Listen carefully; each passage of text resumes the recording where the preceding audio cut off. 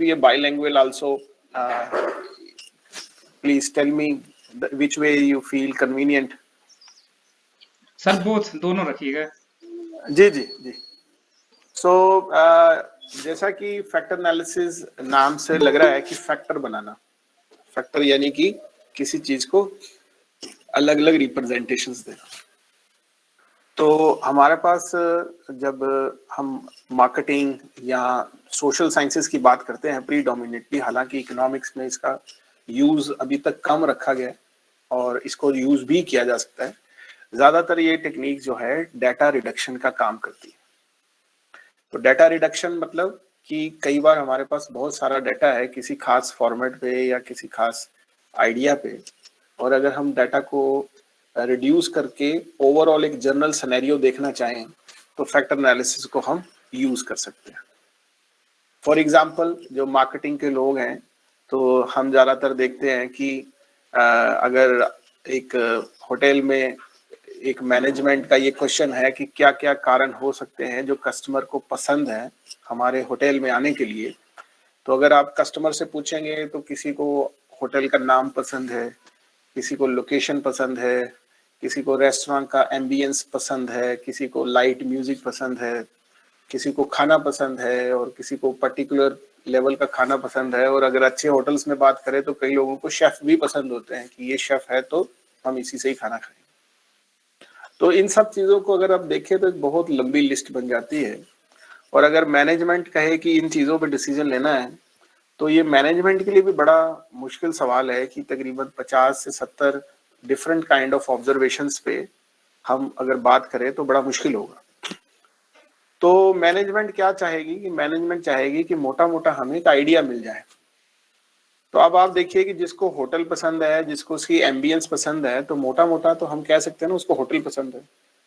जिसको शेफ पसंद है, जिसको डिश पसंद है, तो हम मोटा मोटा ये कह सकते हैं कि उसको खाना पसंद है।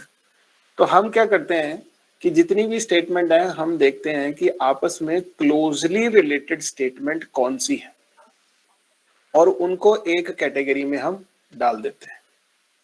उसी तरह से हम दूसरी स्टेटमेंट देखेंगे और देखेंगे कि उनमें सिमिलैरिटी, उनमें समानता कितनी है, तो हम उसको दूसरे कैटेगरी में डाल देंगे। ओके, तो अगर आप इस तरह से कैटेगरीज में डाल रहे हैं तो ये कैटेगरीज जो है वो फैक्टर्स कहलाती है जी। मेरे ख्याल में आबा मैडम को आवाज नहीं सुनाई दे रही है मेरे ख्याल में। आप चैट बॉक्स पे लिख सकते हैं जिन लोगों को मुश्किल आए जी। बाकी लोग सुन सकते हैं मुझे? Yes sir. हाँ जी। तो ये फैक्टर एनालिसिस का ओवरऑल एक मैंने आपको ब्रीफ सिंपल वे में लेमैन लैंग्वेज में बताया। अब फैक्टर एनालिसिस जो है वो कैसे लगता है और उसकी एक एग्जांपल लेके मैं आज इस सेशन में आपके सामने प्रेजेंट करूंगा। और फैक्टर एनालिसिस जो है वैसे तो कई सॉफ्टवेयर हैं आजकल, आर सॉफ्टवेयर भी आ सकता है, और अगर आपका हाथ एक प्रोग्रामिंग में अच्छा है तो आप आर सॉफ्टवेयर से जो फ्रीली डाउनलोडेबल है उससे भी पता कर सकते हैं।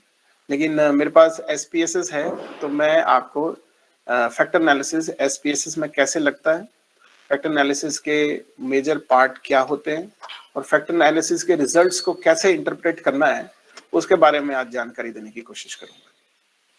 तो मैं यहाँ पे प्रेजेंट करता हूँ पहले अपनी स्क्रीन।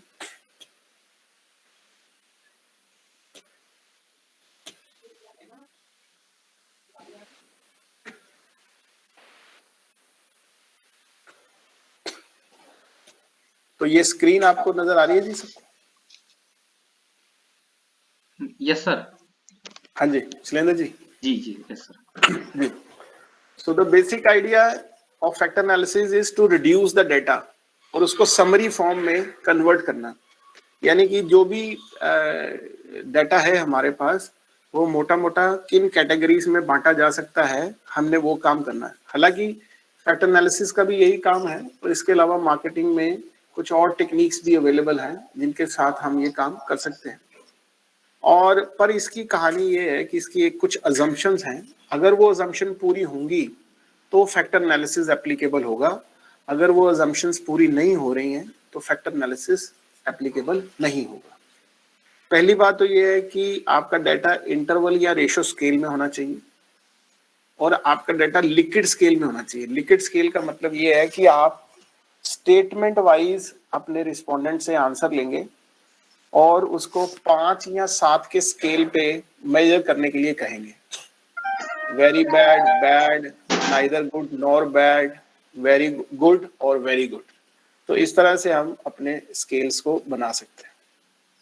ठीक है ये इंस्पायर रिग्रेशन से है, लेकिन इसमें इंडिपेंडेंट और डिपेंडेंट वेरिएबल जैसी कोई बात नहीं है। सारे वेरिएबल एक दूसरे से हम इंडिपेंडेंट मानते हैं, तो इसीलिए इसको हम मल्टीवेरिएट एनालिसिस का एक हिस्सा मानते हैं। मल्टीवेरिएट यानी कि जहां पे एक साथ दो से ज्यादा वेरिएबल को स्टडी किया, एक से ज्यादा वेरिएबल को स्टडी किया जाता है, उसे हम मल्टीवेरिएट एनालिसिस कहते हैं। तो आप कह सकते हो कि मोटा मोटा फैक्टर एनालिसिस जो है वो रिग्रेशन का ही मतलब रिश्तेदार है, लेकिन इसका जो इम्पोर्टेंस है वो ये है कि हम पूरे डाटा को लेके उसको एक जनरलाइज्ड वे में समरी फॉर्म में रिड्यूस कर दें। लेकिन इन चीजों को पूरा करने के लिए कुछ अजम्पशंस हैं वो हमें फॉलो करनी पड़ती है। पहला है कि आपका डाटा नॉर्मली डिस्ट्रीब्यूटेड होना चाहिए। तो नॉर्मेलिटी के बारे में मेरे ख्याल में सब लोगों को आइडिया होगा कि नॉर्मल डिस्ट्रीब्यूशन कर्व जो है वो डाटा में एक तरह की बनती होनी चाहिए। डाटा अगर नॉर्मलाइज्ड है तो मीन मीडियन मोड एक जगह पे होना चाहिए। हालांकि ये बड़ी स्ट्रिक्ट अजम्पशंस हैं, तो इसका ये जो फैक्टर एनालिसिस में इसका जो सिंपल वे है वो ये है कि आप फैक्टर एनालिसिस में जितनी स्टेटमेंट ले रहे हैं उसको मल्टीप्लाई आप कर दें 10 से। मान लीजिए मेरे पास 15 स्टेटमेंट है, तो 10 से मल्टीप्लाई करने के बाद मेरे पास आंसर आ जाएगा 150। तो 150 रिस्पोंडेंट होने चाहिए, ये मस्ट कंडीशन है। ठीक है जी, तो ये चीज है। दूसरा है कि जो इसमें मेरा बेसिक पर्पस है कि कौन कौन सी स्टेटमेंट क्लोजली रिलेटेड है, कौन कौन सी स्टेटमेंट एक दूसरे से इंडिपेंडेंट है, वो पता करना ही बेसिक फंक्शन होता है फैक्टर एनालिसिस का। तो हम क्या करते हैं कि पहले रिस्पोंडेंट से सारे सवालों के जवाब ले लेते हैं लिक्विड फॉर्म में, लिक्विड स्केल में, और फिर हम उन सारे आंसर्स को एक स्टेटमेंट को दूसरी से, दूसरी को तीसरी से कोरिलेशन निकालते हैं और पता करना चाहते हैं कि किन किन स्टेटमेंट में कोरिलेशन बहुत ज्यादा है, यानी कि आप कह लीजिए 0.6 से ज्यादा। क्योंकि सबको पता होगा कि हाईएस्ट कोरिलेशन 1 होता है कोरिलेशन की वैल्यू, और नेगेटिव कोरिलेशन -1 और +1, कोरिलेशन की वैल्यू -1 और +1 के बीच में रहती है। जैसे जैसे हमारा कोरिलेशन 0.6 से ज्यादा होगा तो इसका मतलब वो दोनों स्टेटमेंट आपस में काफी क्लोज हैं, एक दूसरे की रिश्तेदार हैं। और जितना आपका कोरिलेशन कम होगा या नेगेटिव में होगा तो उतनी वो स्टेटमेंट एक दूसरे से बिल्कुल अलग है। तो हमने एक कोरिलेशन मैट्रिक्स बना के देखना होता है कि जो स्टेटमेंट आपस में क्लोजली कोरिलेटेड हैं वो हो सकता है कि आपस में कोई संबंध रखती हो, उनमें आपस में कोई कॉमन बात हो। क्योंकि कॉमन बात होगी तो मैं उसको एक कैटेगरी में डाल सकता हूँ, जो कैटेगरी फैक्टर कहलाती है। ठीक है जी, तो अभी तक किसी को कोई इशू हो तो प्लीज सवाल पूछिए, नहीं तो हम आगे बढ़ते हैं। जी शैलेंद्र जी, कोई क्वेश्चन है?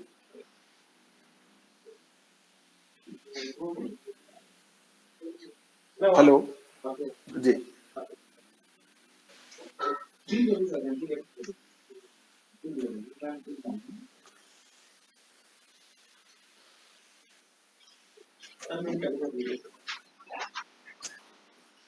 Yes, any questions so far?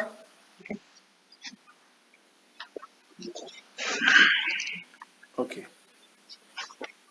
तो आप इसको किन किन सिचुएशंस में लगा सकते हैं फैक्टर एनालिसिस को, ये मैं यहाँ पे शो करने की कोशिश कर रहा हूँ कि कुछ आपको हाइपोथेटिकल, लेकिन मुझे लगता है कि अगर हम इसको प्रैक्टिकल वे में करें तो हमें एक अच्छा व्यू मिल सकता है कि फैक्टर एनालिसिस होता क्या। तो आप इसको मार्केटिंग में यूज कर सकते हो, मार्केट सेगमेंटेशंस के लिए।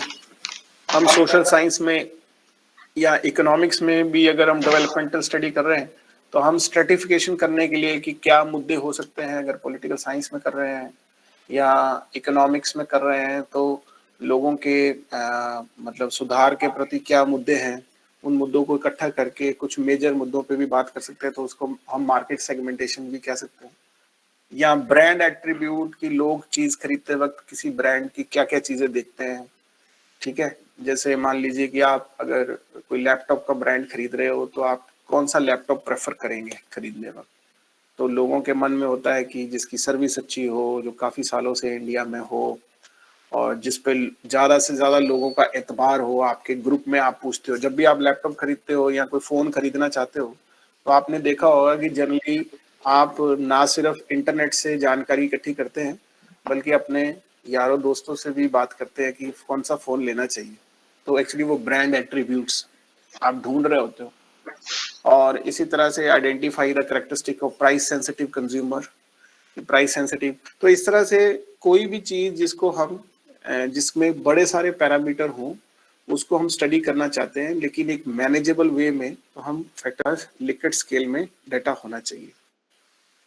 तो ये एक तरह की रिग्रेशन इक्वेशन है जिसमें हम पैरामीटर्स को अलग अलग फैक्टर्स में बांटेंगे, जैसे F1, F2, F3 etcetera etcetera. लेकिन इस चीज में एक चीज का ध्यान रखना होगा कि जो भी फैक्टर हमारे पास आएंगे वो फैक्टर एक दूसरे से कोई संबंध नहीं रखते होंगे, दे आर अनकोरिलेटेड। तो Karl Pearson coefficient of correlation का अगर फार्मूला लगा दें तो फैक्टर 1 का फैक्टर 2 के साथ कोई कोरिलेशन, जीरो तो खैर नहीं आएगा, लेकिन बड़ा ही कम कोरिलेशन आएगा।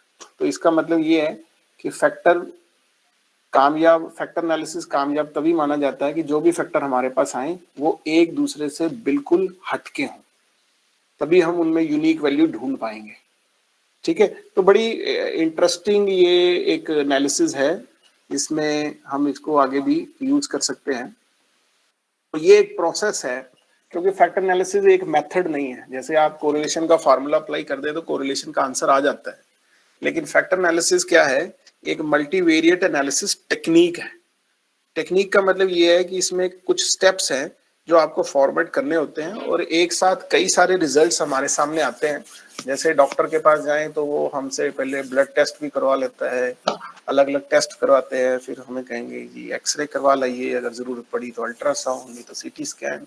तो इसी तरह से यहाँ पे भी हम वैसा ही कुछ काम करेंगे।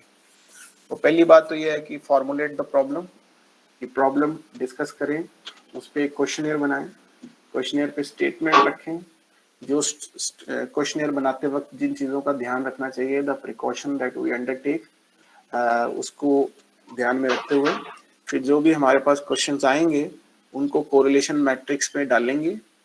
कोरिलेशन में सॉफ्टवेयर ये अपने आप ही काम करेगा, और फिर हम डिसाइड करेंगे कि कौन सा मेथड जो है फैक्टर एनालिसिस के लिए सही है। फिर हम उसको लगाएंगे, फिर देखेंगे कितने फैक्टर आए हैं, फिर उस फैक्टर की जांच करेंगे कि क्या इतने ही फैक्टर आने चाहिए रोटेशन फैक्टर से, और फिर हम उन पे रिजल्ट्स निकालेंगे, और फिर हमारे पास रिजल्ट आएगा फैक्टर एनालिसिस का, ठीक है। तो फिर हम देख सकते हैं कि मॉडल फिट है या नहीं है। और ये कुछ स्टेप्स हैं, जैसा कि मैंने बताया 10 टाइम, यहाँ पे 4 से 5 टाइम भी आप सॉफ्टवेयर सैंपल ले सकते हैं। पर रिसेंट स्टडीज कहती हैं कि अगर आपकी जितनी स्टेटमेंट है, अगर उनको 10 से मल्टीप्लाई कर दें तो आपके पास नॉर्मेलिटी की अजम्पशंस अपने आप पूरी हो जाती हैं फैक्टर एनालिसिस में, ठीक है जी। तो ये एक प्रॉब्लम स्टेटमेंट है, मैं आपसे शेयर करना चाहूँगा, और ये प्रॉब्लम स्टेटमेंट के बेस पे मैं अपनी SPSS की एग्जाम्पल को आपके सामने शो करना चाहूँगा। तो इसमें क्या है कि एक मार्केटिंग कंपनी है जो देखना चाहती है कि जब कंज्यूमर उनकी टूथपेस्ट खरीदता है तो वो उनसे किन बेनिफिट्स पे एक्सपेक्ट करता है। ये एक बड़ी कॉमन होगी प्रॉब्लम। मान लीजिए मैं यहाँ की ऑडियंस से पूछ लेता हूँ कि आप कौन सी टूथपेस्ट यूज करते हैं, तो कोई मुझे बताने की कोशिश करेगा कि कौन कौन से टूथपेस्ट यूज करते हैं। हाँ जी प्लीज, आप चैट बॉक्स पे लिख भी सकते हैं कि आप कौन सी टूथपेस्ट यूज करते हैं।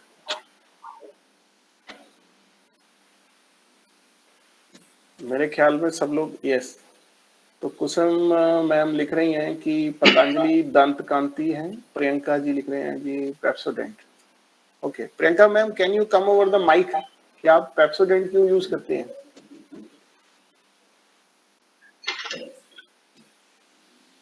हाँ जी,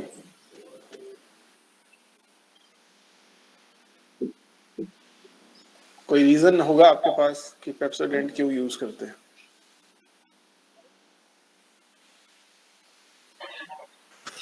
ज्यादातर लोग पतंजलि प्रेफर कर रहे हैं। पतंजलि क्यों प्रेफर करते हैं? Can anybody tell me what are the unique feature Patanjali have which other toothpaste don't have? Sir, because it's Ayurvedic medicines. Ayurvedic हो गया जी, At एक least फीचर 13 जी। और मैम? नेचुरल थिंग्स हैं सर, इसलिए यूज करने में दिक्कत नहीं है। ठीक है, मतलब एक बहुत बड़ा एंड हिंदुस्तान में सर सेगमेंट है, ये अपने स्वदेशी है। ये स्वदेशी है। तो दो फैक्टर आपने मुझे बता दिए, एक तो आयुर्वेदिक है और एक ये हमारे इंडिजिनियस इंडिया का मेक इन इंडिया प्रोडक्ट है। Am I right ma'am? Yes sir. जी। अब मुझे कोई और बताएगा कि दूसरा टेस्ट पर क्यों यूज करते हैं, जैसे पेप्सोडेंट?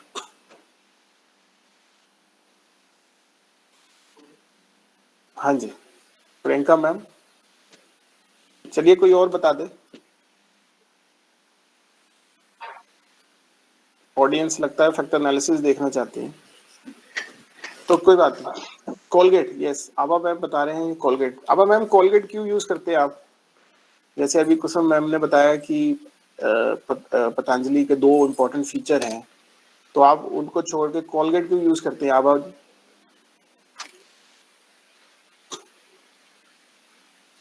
Yes please. तो चलिए मैं आपको बता देता हूँ कि कुछ लोग टूथपेस्ट यूज करते हैं घंटों तक कीटाणुओं से लड़ते रहने के लिए, जैसे पेप्सोडेंट वाले होते हैं। लेकिन कुछ लोग रेड कलर का टूथपेस्ट भी यूज करते हैं कि सांसों में ताजगी रहे, ठीक है, दांत चमचमाते रहें। तो हर किसी का टूथपेस्ट खरीदने का अलग अलग रीजन होता है, ठीक है जी। अब मैं ये देखना चाहता हूँ कि कौन से बेनिफिट जो हैं वो कंज्यूमर को पसंद है टूथपेस्ट खरीदते वक्त। तो इसी तरह की डिस्कशंस के बेस पे हमने कुछ क्वेश्चंस आइडेंटिफाई किए और हमने 30 रिस्पोंडेंट से पूछे और हमने 7 स्केल के पॉइंट से पूछे। एक का मतलब है स्ट्रांगली डिसएग्री, जो भी मेरी स्टेटमेंट लिखी है उससे वो बिल्कुल भी इत्तेफाक नहीं रखते। और स्ट्रांगली एग्री 7 होना चाहिए, मैं करेक्ट कर देता हूँ। स्ट्रांगली एग्री का मतलब ये है कि वो पूरी तरह इत्तेफाक रखते हैं कि मैंने जो स्टेटमेंट दी है वो बिल्कुल बिल्कुल सही है। तो सिंपलिसिटी, सिंपल डिस्कशन को करने के लिए मैंने कुछ 6 क्वेश्चन आइडेंटिफाई किए। तो मैंने लोगों से पूछा कि पहला question, is it important to buy toothpaste that prevent cavities? क्या वो टूथपेस्ट खरीदना चाहिए जो कैविटीज से हमें बचाता है? ये एक क्वेश्चन। तो इनमें से जो लोग होंगे कि हेल्थ कॉन्शियस होंगे वो लोग कहेंगे हाँ जी जी बिल्कुल सही, दांतों की रक्षा करनी चाहिए। लेकिन मैंने एक क्वेश्चन और पूछा कि क्या टूथपेस्ट जो है वो शाइनी टीथ देना चाहिए, चमचमाते दांत मोतियों जैसे, और या फिर आपका टूथपेस्ट जो है वो आपके मसूड़े जो है उसको मजबूत करता हो या आपको सांसों की ताजगी देता हो, ठीक है। और एक मैंने नेगेटिव क्वेश्चन भी डाला है कि prevention of tooth decay is not important benefit. कि मैंने पूछा लोगों से कि टूथ डिके, दांतों का टूटना जो है वो इतना इम्पोर्टेंट नहीं है टूथपेस्ट को प्रेफर करते वक्त। जिन लोगों को ये लगेगा हाँ ठीक कह रहा हूँ वो एग्री कर लेंगे, जिन लोगों को लगेगा नहीं मैं बिल्कुल गलत कह रहा हूँ वो स्ट्रांगली डिसएग्री हो जाएंगे। और कुछ लोगों से मैंने पूछा कि क्या टूथपेस्ट खरीदते वक्त हमें इन चीजों का ध्यान रखना चाहिए कि वो हमारे दांतों को अट्रैक्टिव बना दे, ठीक है। तो ये मैंने 6 क्वेश्चन ढूंढ लिए। अब मैनेजमेंट ये मेरे से चाहती है कि भाई 6 क्वेश्चन जो हैं 6 अलग अलग दिशाएं हैं, डायमेंशंस हैं, हमें इसको थोड़ा सा नैरो डाउन कर लो ताकि हमें पता चल जाए कि कस्टमर मोटा मोटा किन चीजों पे विश्वास रखता है। कंपनी ऐसा क्यों जानना चाहती है? इसके बड़े सारे रीजन हैं। पहले हो सकता है कि वो एडवर्टीजमेंट बना रही हो कि कौन किस तरह की एडवर्टीजमेंट बनानी चाहिए ताकि लोग फटाफट उसको चेक कर लें।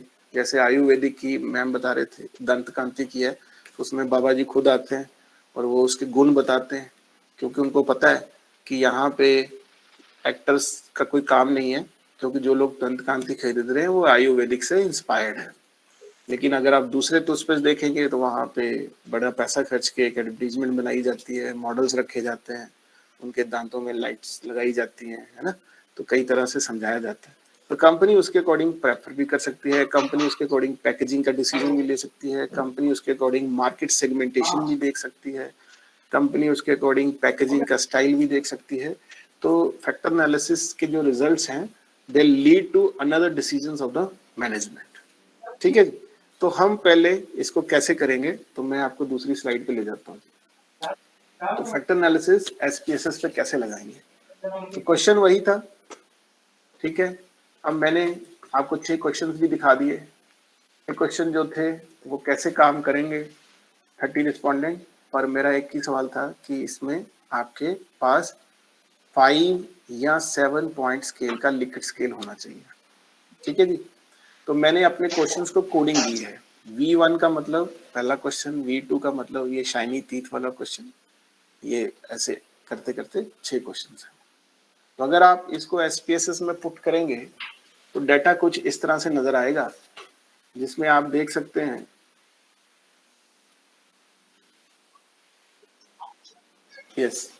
जिसमें आप देख सकते हैं कि मैंने यहाँ पे नंबर लिखे हुए हैं। तो V1 का मतलब है पहला क्वेश्चन, इसमें जो मेरा पहला रिस्पोंडेंट है उसने मुझे दिए 7 नंबर, ही totally agree with the statement. लेकिन जो दूसरा रिस्पोंडेंट था उसने उसको दिए 1 नंबर, कि वो कहता नहीं मैं इस चीज के मानता नहीं। यानी कि पहले रिस्पोंडेंट ने कहा कि कैविटी को रोकना चाहिए तभी टूथपेस्ट खरीदना चाहिए, दूसरा कहता है कैविटी जाए बाढ़ में, मेरे को शाइनी टीथ चाहिए, तो वो 1 लिख रहा है। अब जो बंदा 1 लिख रहा है वो आगे आगे अपने क्वेश्चन के अकॉर्डिंग अपना रिस्पॉन्स भी चेंज करेगा। तो कहने का मतलब ये हो गया कि फैक्टर एनालिसिस अपने आप में कामयाब नहीं होता है, आपने क्वेश्चंस कैसे बनाए हैं और रिस्पोंडेंट्स को कैसे समझा के उनके सही तरह से ऑब्जर्वेशन लिए हैं, क्योंकि ये सारा का सारा जो खेल है फैक्टर एनालिसिस का, ये ट्रू रिस्पॉन्स पे डिपेंड बड़ा करता है। इसमें जिसको हम कहते हैं कि टाइप 1 एरर मिनिमम होना चाहिए, रिस्पोंडेंट एरर मिनिमम होना चाहिए। तो आप इसी तरह से मैंने एक्सेल शीट एसपीएसएस शीट पे ये सारा डाटा डाल दिया। ठीक है जी, अब जैसे ही डाटा डाला तो दूसरी तरफ मेरे पास ये क्वेश्चन आ जाएंगे, यहाँ पे मैं क्वेश्चन भी लिख सकता हूँ। तो अब इसको अप्लाई कैसे करना है, तो जो लोग फैक्टर एनालिसिस पे इसको जानते हैं तो उनके लिए ये कमांड लाइन की मैंने जो स्क्रीनशॉट दिया है, तो उसमें ये है कि एसपीएसएस में एनालाइज कमांड पे जाना और वहाँ पे आता है डाटा रिडक्शन। तो जैसा मैंने आपको पहले बताया कि ये डाटा रिडक्शन टेक्निक होती है, और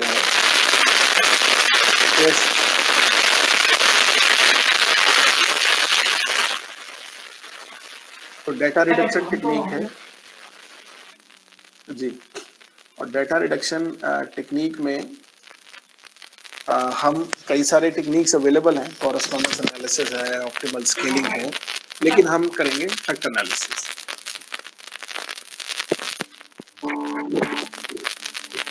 और फैक्टर एनालिसिस के बाद फिर क्या होगा कि हमारे पास ये डायलॉग बॉक्स मिलेगा।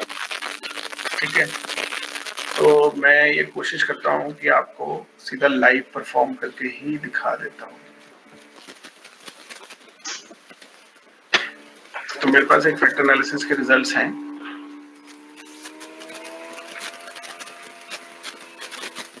ये 2 मिनट लेगा टाइम अपलोड करने। शैलेंद्र जी मेरी आवाज सही है ना, आ रही? बीच में नॉइस आ रहा है बीच में। हाँ नहीं सर सही है, वो कुछ एरर है, टेक्निकल एरर है कुछ। हाँ जी हाँ जी। तो ये मैं सॉफ्टवेयर रन कर रहा हूँ लाइव पे ही। तो आप देख सकते हैं ये वही स्टेटमेंट्स थी जो मैंने डाली थी, और ये वेरिएबल के नाम है, और वेरिएबल के नाम के आगे ये मेरे क्वेश्चंस थे। ये वही क्वेश्चन है जो मैंने आपको पीपीटी में भी दिखाए थे। ठीक है, आप देख सकते हैं ये स्केल वेरिएबल है, लेकिन इनके जो आंसर है वो लिक्विड स्केल में लिए गए हैं। ठीक है, तो सबसे पहले क्या करेंगे, हम एनालाइज में जाएंगे। एनालाइज में जाएंगे फैक्टर एनालिसिस पे। मैंने आपको बताया कि ये एक प्रोसेस है, एक टेस्ट के अंदर, एक टेक्निक के अंदर कई सारे टेस्ट छुपे हुए हैं। तो यहाँ पे मैंने फैक्टर एनालिसिस लगा दिया। और फैक्टर एनालिसिस जैसे ही आप इसको अप्लाई करेंगे तो वो एक डायलॉग बॉक्स लेके आ जाएगा। सॉफ्टवेयर की लैंग्वेज जिसको हम डायलॉग बॉक्स कहते हैं, क्योंकि सॉफ्टवेयर इससे आपके साथ बातें कर रहा है तो इसको डायलॉग बॉक्स। तो डायलॉग बॉक्स में आपने ये पूछ रहा है कि भाई मेरे पास इस समय ये स्टेटमेंट है 6, तुम कौन सी स्टेटमेंट को स्टडी करना चाहते हो? क्योंकि जब हमारे पास बहुत सारा डाटा होता है तो जरूरी नहीं है कि सारा डाटा लिकेट स्केल पे हो, कोई ऑर्डिनल स्केल पे भी हो सकता है, कोई डाटा नेम रिस्पोंडेंट भी हो सकता है, एज भी हो सकता है, वो सब पे नहीं लगेगा फैक्टर एनालिसिस। तो मैं अपनी स्टेटमेंट सिलेक्ट कर सकता हूँ। तो इस एग्जांपल में मेरी ये 6 की 6 स्टेटमेंट हैं जिनमें मैं फैक्टर एनालिसिस लगाना चाहता हूँ। ये पीपीटी जो मेरी दोनों है जो मैं आपको दिखा रहा था, मैं शैलेंद्र जी को मेल कर दूंगा, जो बाद में वो आपको मेल कर देंगे, तो इससे आपको थोड़ी आसानी हो जाएगी। तो जैसे ये डायलॉग बॉक्स आ गया, मैंने इन सभी 6 वेरिएबल को स्टडी करना चाहा, लेकिन वो आगे आप देख सकते हो कि ब्लू बटन्स और भी हैं, वो चाहते हैं कि भाई कौन कौन से टेस्ट लगाना तुम प्रेफर करोगे। तो पहले मैं जाता हूँ डिस्क्रिप्टिव में।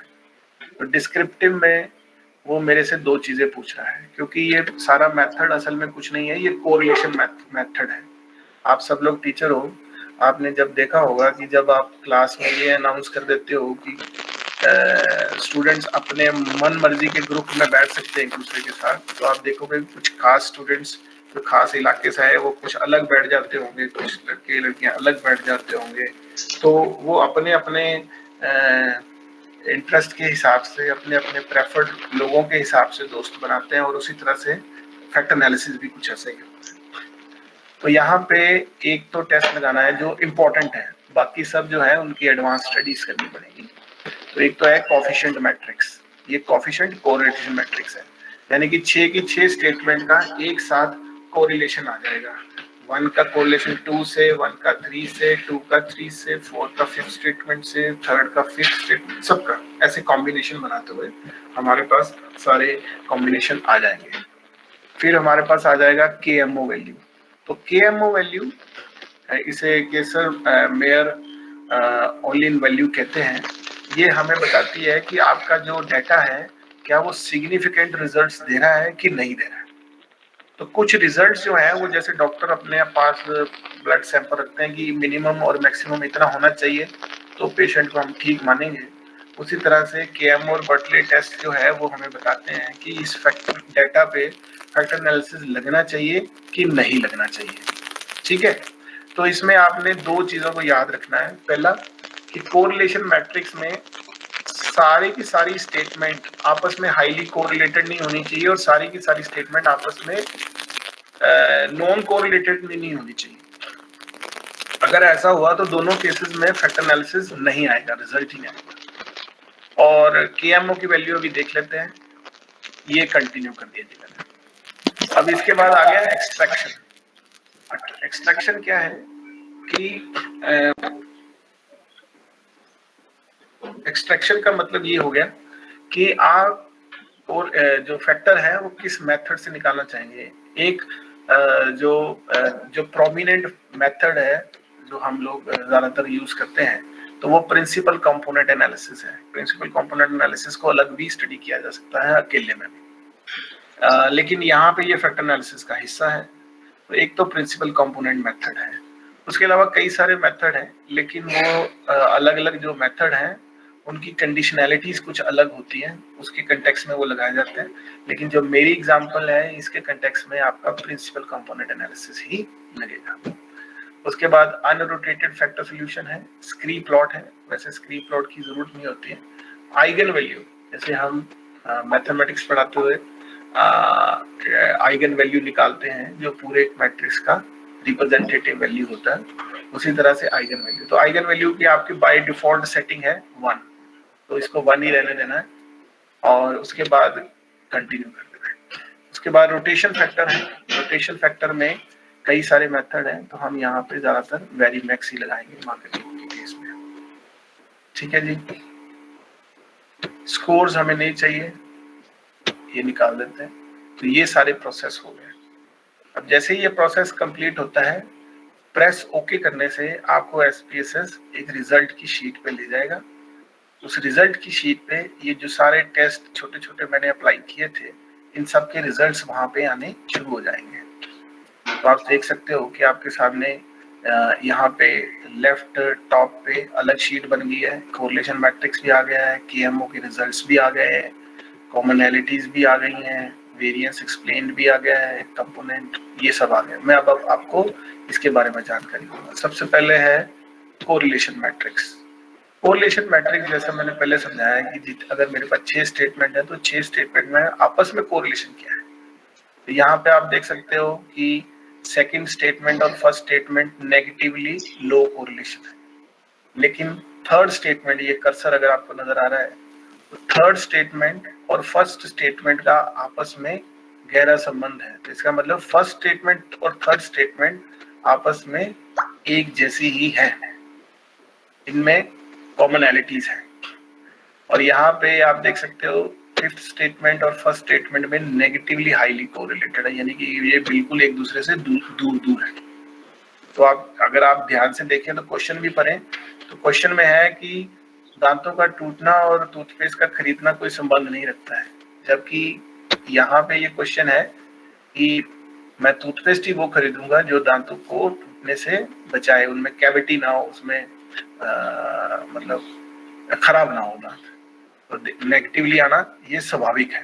तो ये आपका चेक करने का रिस्पॉन्डेंट है, ये जो रिसर्चर है ये उनकी ड्यूटी होगी वहां पे इस चीजों को चेक करना। आप देख सकते हो कि 1 2 3 4 5 पांचवी स्टेटमेंट और दूसरी स्टेटमेंट में भी कोई लेना देना नहीं है, तो लो कोरिलेशन है। तो रूल ऑफ थंब ये है कि 0.6 से ज्यादा अगर किसी में कोरिलेशन है तो वो हमें ये अंदाजा दे देगा। ये एक्चुअली एक्सरे है फैक्टर एनालिसिस का। यहाँ पे हमें ये पता चल जाता है कि कौन कौन से स्टेटमेंट किन किन फैक्टर के साथ जुड़ जाएंगी। ठीक है, ये फैक्टर एनालिसिस का रिजल्ट नहीं है, लेकिन फैक्टर एनालिसिस आने से पहले हमें एक बर्ड आई व्यू मिल जाता है कि फैक्टर एनालिसिस कैसा होगा।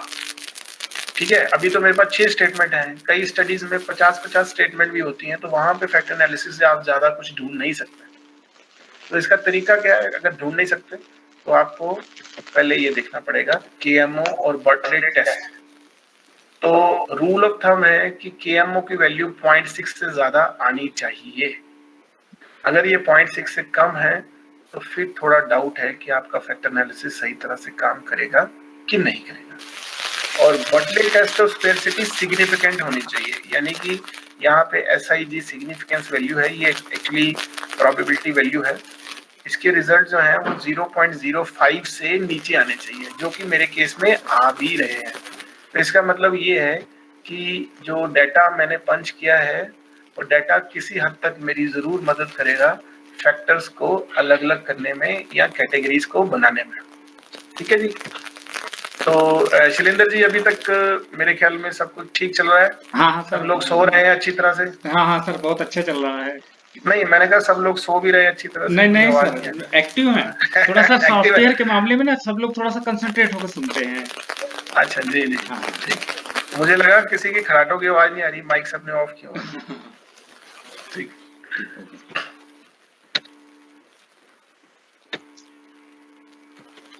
मैं 1 मिनट रिजल्ट्स देता हूँ। तो ये रिजल्ट्स आ गए।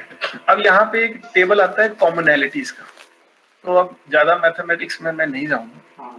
तो इसमें ये कॉमनैलिटीज का मतलब ये है कि कौन सी स्टेटमेंट पूरे फैक्टर एनालिसिस में टोटल ओवरऑल कंट्रीब्यूट कर रही है। तो इसका रूल ऑफ थंब ये है कि कोई भी स्टेटमेंट जिसकी वैल्यू 0.5 से ऊपर है, एक्सट्रैक्शन वैल्यू, वो स्टेटमेंट फैक्टर एनालिसिस का हिस्सा बनेगी। क्या होता है कि अभी तो फैक्टर एनालिसिस बिल्कुल इमीडिएटली आ गया, मैंने ये एग्जांपल लेक्चर के लिए तैयार की हुई थी, लेकिन कई बार क्या होता है कि फैक्टर एनालिसिस को कई बार रन करना पड़ता है, 5 बार 10 बार, और उसमें क्या होता है कि हर स्टेटमेंट जो है शुरुआती दौर में हमें नहीं मालूम कि हमने वो स्टेटमेंट ठीक ली है या गलत ली है।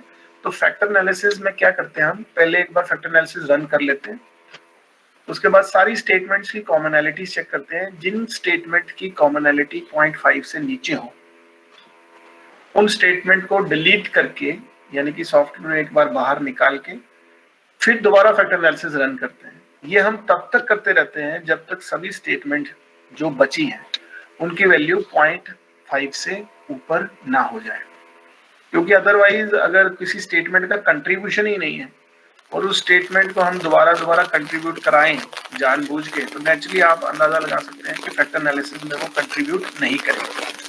तो यहाँ पे मेरी एग्जांपल में आप देख सकते हो कि सारे के सारे एक्सट्रैक्शन वैल्यू 0.5 से ऊपर है। इसका मतलब ये 6 की 6 स्टेटमेंट जो है वो कंट्रीब्यूट कर रही है। अब ये 6 स्टेटमेंट इकट्ठी होके कितने फैक्टर बनाती हैं, क्योंकि 6 के 6 स्टेटमेंट का मतलब मोटे तौर पे 6 फैक्टर, लेकिन हमारा ये काम तो है नहीं, हमारा काम है डाटा रिडक्शन का।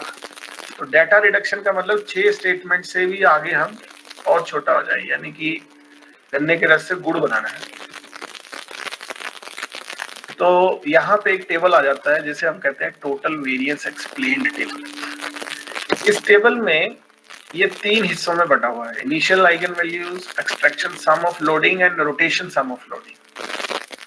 तो इनिशियल वैल्यू में सॉफ्टवेयर क्या करता है कि जितनी भी स्टेटमेंट है, अगर आपके पास 6 है तो 6 स्टेटमेंट, अगर आपके पास 600 स्टेटमेंट है तो 600 की लंबी लिस्ट यहाँ पे सॉफ्टवेयर में बन जाएगी और वो हर किसी को एक फैक्टर मानेगा और उसकी क्यूमुलेटिव वैल्यू 100 होगी। इसका मतलब हर फैक्टर का कंट्रीब्यूशन है। लेकिन अगर आप ध्यान से पहले कॉलम की तरफ देखें या वेरिएंस की तरफ देखें तो आप पाएंगे कि इनमें आइगन वैल्यू 1 से ज्यादा जो स्टेटमेंट है वो पहली 2 की है। तो इसका क्या मतलब हुआ? इसका मतलब समझाने के लिए आपको मैं लास्ट कॉलम में ले जाऊंगा, रोटेशन सम में। तो रोटेशन सम में ये कहता है कि पूरी की पूरी 6 स्टेटमेंट जो है वो टोटल एक्सप्लेन करती हैं एक फिनोमेना को कि लोग टूथपेस्ट क्यों खरीदते हैं। लेकिन अगर आप उन 6 स्टेटमेंट को 2 हिस्सों में बांट देंगे तो 81% जो ये रिजल्ट है क्यूमुलेटिव वैल्यू का टोटल 81% आपको 2 फैक्टर ही बता देंगे। ये एक्चुअली फैक्टर ढूंढने वाली बात है कि टोटल क्या रीजन है टूथपेस्ट खरीदने के। तो आपने ये याद रखना है कि फैक्टर, नंबर ऑफ फैक्टर कैसे डिसाइड किए जाते हैं। नंबर ऑफ फैक्टर डिसाइड किए जाते हैं rotation sum of square loading का टोटल क्यूमुलेटिव सम 60% से ऊपर। जब ये 60% से ऊपर जहाँ पे रहता है, जहाँ तक रहता है, उसके कॉरस्पॉन्डिंग जितने नंबर लिखे हुए यहाँ पे, जैसे मेरे केस में 81 के अगेंस्ट 2 लिखे हैं, तो इसका मतलब ये इस एग्जाम्पल में 2 फैक्टर बनते हैं।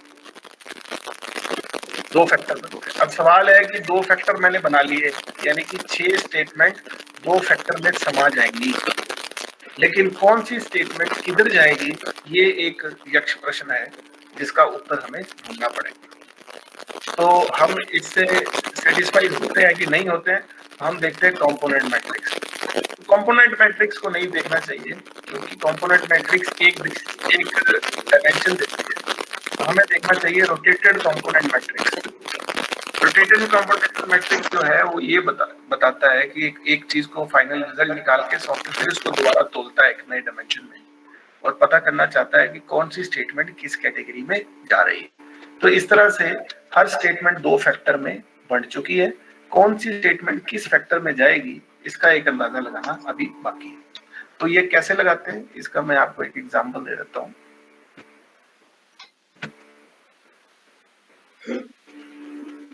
जैसे ये रिजल्ट्स आ गए मेरे पास,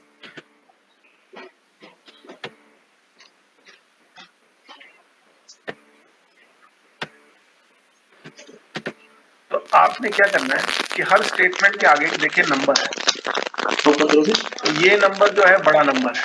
आपने लेफ्ट टू राइट देखना है, लेफ्ट टू राइट।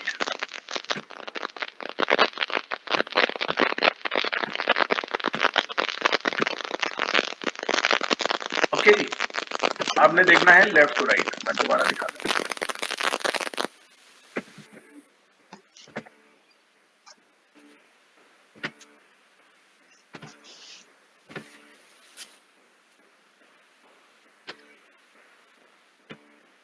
आपने ये 2 फैक्टर है, सॉफ्टवेयर ने खुद ही बता दिया, और ये स्टेटमेंट 2 फैक्टर का हिस्सा है, लेकिन कौन सी स्टेटमेंट किस फैक्टर का हिस्सा है वो अभी हमने ढूंढना है। तो हम क्या करेंगे कि हर स्टेटमेंट को अगर आप ध्यान से देखो तो उसके आगे 2 नंबर लिखे हुए हैं किसी फैक्टर के नीचे। ये हमें बताते हैं नंबर कि कौन सी स्टेटमेंट किस फैक्टर का हिस्सा है। तो सिंपल सी बात है कि जहां पे नंबर ज्यादा है ये स्टेटमेंट उस फैक्टर का हिस्सा है, यानी कि स्टेटमेंट नंबर 1 फैक्टर 1 का हिस्सा है। ठीक है जी, ये बड़ा नंबर, छोटे नंबर को भूल जाइए आप। यहाँ पे दूसरी स्टेटमेंट दूसरे फैक्टर का हिस्सा है, ये स्टेटमेंट पहले फैक्टर का हिस्सा है, ये स्टेटमेंट दूसरे फैक्टर का हिस्सा है। नेगेटिव साइन को इग्नोर करना है, तो ये स्टेटमेंट इस फैक्टर का हिस्सा है, ये स्टेटमेंट इस फैक्टर का हिस्सा है। तो इस तरह से मुझे पता चला है कि फर्स्ट, थर्ड और फिफ्थ स्टेटमेंट पहले फैक्टर का हिस्सा है। अगर आप स्टेटमेंट्स को ध्यान से पढ़ेंगे तो आपको पता लगेगा कि ये वाकई ही आपस में बड़ा क्लोज संबंध रखते हैं। जैसे जो पहली स्टेटमेंट है वो कहती है कि कैविटी से बचना चाहिए, ये स्टेटमेंट कहती है मसूड़े भी पूरे अच्छी तरह होने चाहिए, और ये कहती है कि टूथ का कोई असर नहीं है, यहाँ थोड़ा सा। तो इसका मतलब है कि ये तीनों स्टेटमेंट जो है वो एक हिस्से का संबंध रखती है। इसी तरह से ये वाली स्टेटमेंट जो है वो बताती है कि शाइनी टीथ होने चाहिए और फ्रेश ब्रेथ होनी चाहिए और दांत अट्रैक्टिव लगने चाहिए। तो इस तरह से हम देख सकते हैं कि ये मतलब कुछ और ही इंडिकेट कर रही है। तो इसका मतलब है कि जो पहली तरह के कस्टमर हैं वो हेल्थ कॉन्शियस हैं, और दूसरी तरह के कस्टमर जो है वो क्या कहते हैं कि दिखावे में बिलीव करते हैं। तो ये नाम जो है वो आप कुछ भी दे सकते हो, ये आपकी मर्जी है। तो जैसा कि मैं यहाँ पे रिजल्ट्स हैं, अब आप रिजल्ट जान चुके हो कि ये रिजल्ट कैसे आए थे।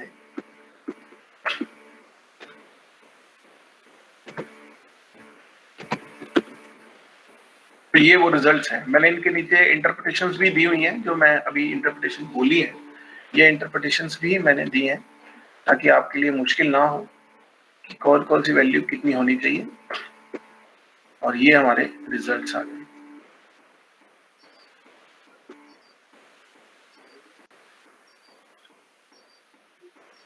ठीक है जी, तो ये रिजल्ट्स हैं।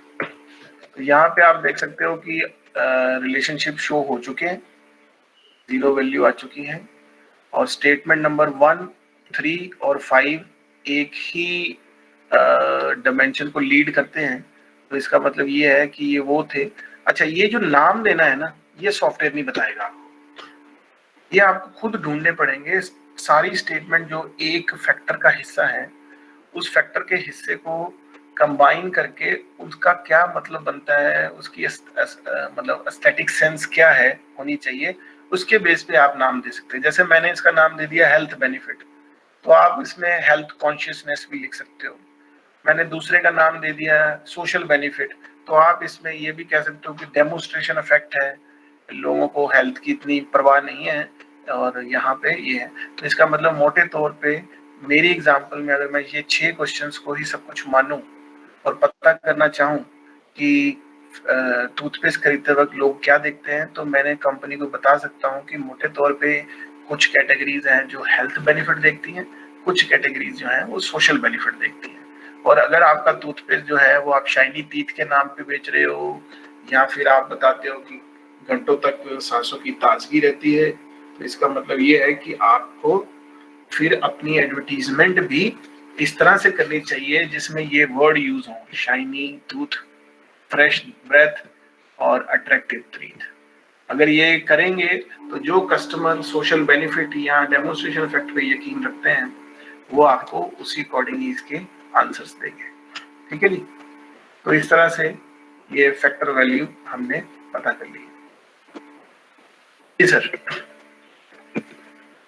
तो ये मैं आपको रैप अप करके एक छोटा सा एक डेमो दिया कि फैक्टर एनालिसिस का यूज क्या है और हम इसको किस तरह से यूज कर सकते हैं। ये पीपीटी में आज शैलेंद्र जी से डिस्कस कर लेता हूँ। हाँ जी, आप लोगों के क्वेश्चन हो तो प्लीज डिस्कस कीजिए।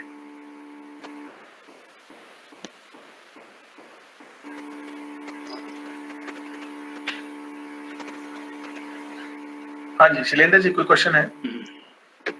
सभी प्रतिभागियों से निवेदन है कि यदि कोई प्रश्न हो कि फैक्टर एनालिसिस वर्तमान जो रिसर्च परिप्रेक्ष्य पे साइंटिफिक रिसर्च में स्टैंडर्ड मेथोलॉजी के अंतर्गत आता है, तो अगर आपके पास और कोई आजकल तो जी आजकल तो इंटरनेशनल ट्रेड में भी इसको यूज कर रहे हैं रिसर्च में, और सोशल स्टडीज की रिसर्च में भी इकोनॉमिक्स वालों यूज करना शुरू हुआ। हालांकि ये मैथमेटिकल टूल पहले मार्केटिंग में ज्यादातर लोगों ने यूज किया था, जी जी लेकिन मैंने रिसेंटली देखा है बड़े अच्छे रिसर्च पेपर लिखे जा चुके हैं जहाँ पे जो सोशियो इकोनॉमिक पर्सपेक्टिव को ध्यान में रखते हुए लोगों ने इसको यूज किया है। क्योंकि आपको